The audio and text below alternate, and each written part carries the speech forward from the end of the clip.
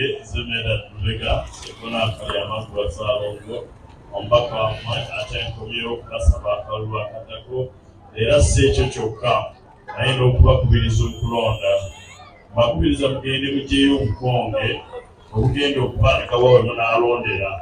kubanga oyinza okugenda n'olwa ku polling station ate ne bakugamba nti bakuwandiisiza olala naye akakonge ako akakwota location slip kajja kuyamba nnyo okumanya w'onoolondera. Kiseene munange Betty Nandega Olusiba bensabira akalulu n'akange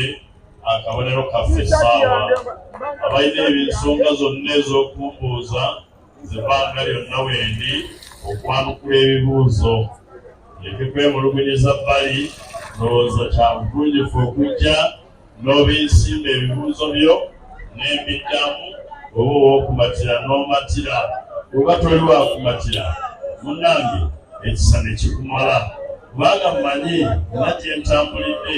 abantu abamu bagamba omusajja oyo simwagala ne bamubuuza naye tomwagala ye yakola ki n'agamba just simwagala ne tukikkiriza nti omuzibu gw'okukyawa mu famire enzibu mweguli